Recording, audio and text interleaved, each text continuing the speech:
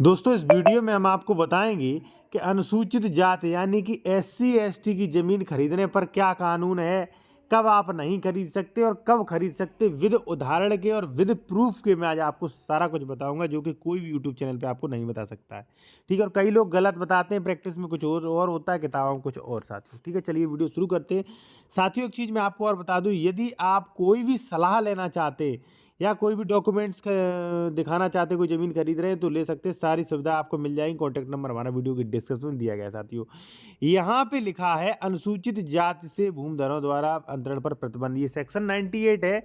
ये प्रावधान करता है कि अनुसूचित जाति के भूमिधरों का अंतरण यानी कि ट्रांसफर यानी कि बेनामा पर प्रतिबंध। ठीक है, किसी प्रकार से भूमि ट्रांसफर नहीं की जा सकती किसी भी जरिए से किसी अन्य को। इस क्या लिखा है, इस अध्याय के उपबंधों पर प्रतिकूल प्रभाव डाले बिना अनुसूचित जाति के किसी भूमिधर को कलेक्टर की लिखित पूर्व अनुज्ञा के बिना कोई भूमि किसी अनुसूचित जाति के व्यक्ति से भिन्न किसी व्यक्ति को विक्रय, दान, बंधक, पट्टा द्वारा अंतरित करने का अधिकार नहीं होगा। ठीक है, यानी कि भाई अनुसूचित जाति का कोई व्यक्ति है तो अनुसूचित जाति को ही बेच सकता है, अन्य व्यक्ति को ना तो विक्रय कर सकता है, ये देखिए, न दान कर सकता है, ना बंधक, ना पट्टे पर अंतरित कर सकता है। स्पष्ट रूप से साथियों लिखा है।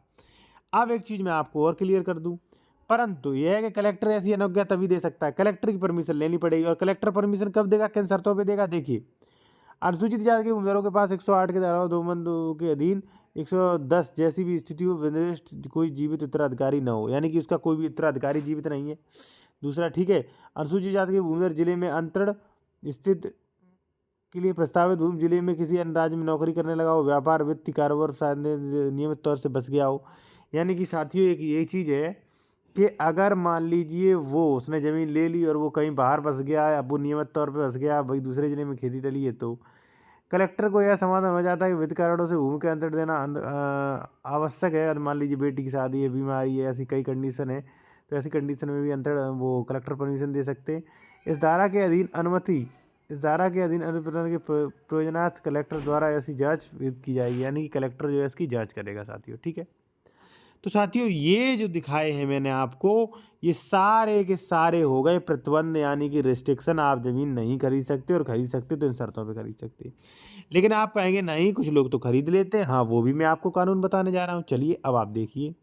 ठीक है, तो मैंने आपको ये अभी बताया कि एससी एसटी की ज़मीन खरीदने पर कानून क्या है। ठीक है, कानून ये है, कलेक्टर की परमिशन लीजिए, या आप जो है बिना परमिशन के आप नहीं खरीद सकते, और परमिशन जो मैंने कारण बताया उन्हीं से मिलेगी। ठीक है, अब एक चीज़ है कि आप बिना परमिशन खरीद सकते, वो है 143, यानी कि आबादी में कन्वर्सेशन करवा के।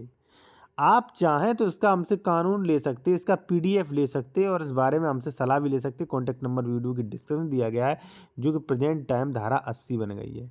ठीक है, धारा 80 सबसेक्शन जो 81 सबसेक्शन 82 जो है वो प्रावधान करता है कि अगर मान लीजिए 143 ज़मीन हो जाती है, यानी कि ज़मीन की धारा 80 में कन्वर्ट हो जाती है, तो वहाँ पे ये वाले रेस्ट्रिक्शंस जो हैं वो लागू नहीं होंगे। ये मैं आपको प्रूफ दे सकता हूँ, आप प्रूफ ले सकते हैं साथियों।